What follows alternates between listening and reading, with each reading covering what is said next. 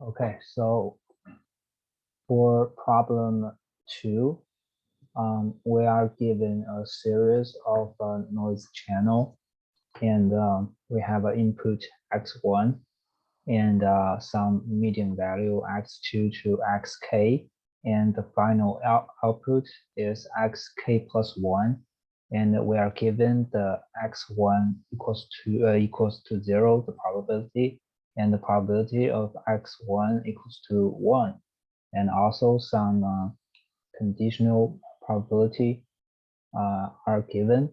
And in question A, we are asked to calculate the probability of x2 equals to 1. So there are two situations. The first case is that x1 sends a 1 and x2 receives a 1. And the second case is x1 sends a 0 and x2 receives a 1. So right in this this form is that the probability of x2 equals to 1, where x1 equals to 1, and times the probability of x1 equals to 1. This is the first case, and plus the second case, which is x2 equals to 1, where x1 equals to 0, and times the probability of x1 sends a 0. And we take these numbers into calculation, and we can get the final answer, which is 0.64.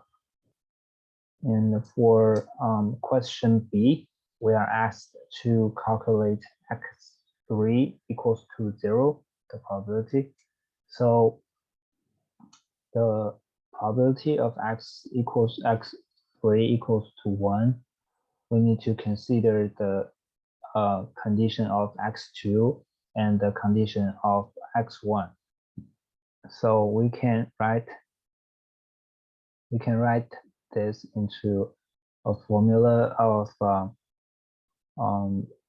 in a matrix form, which is x2 equals to 0 and x2 equals to 1 times the probability between x3 and x2, the conditional probability.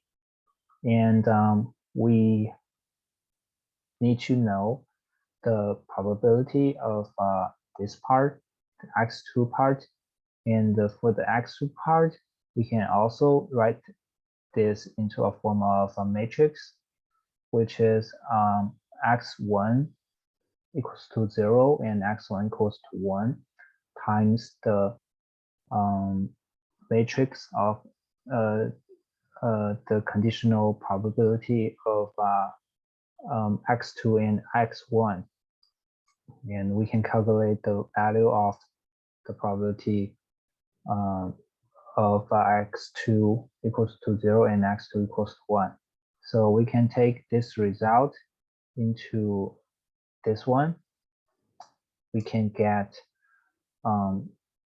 the value of px3, and what we want is x3 equals to 1, which is 0.5926. And for question C, we need to find this probability, and for this one we can use Bayes transformation, and we can transform into this formula.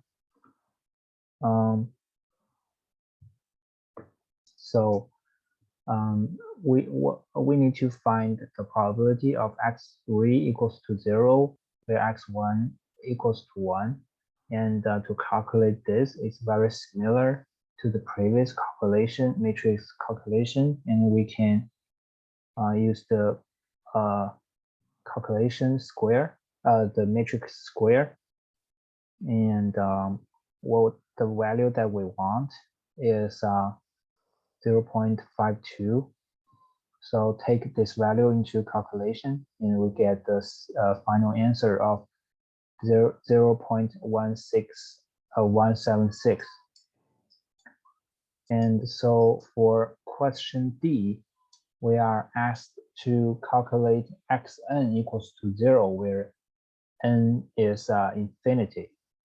So question D is very similar as question B.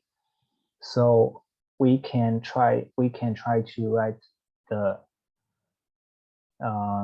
write it into a form of a matrix again, but this time this matrix is a power of n because we need to calculate xn, and for this part, the result is this matrix, and we can get the final answer, which is 3/7 and 4/7.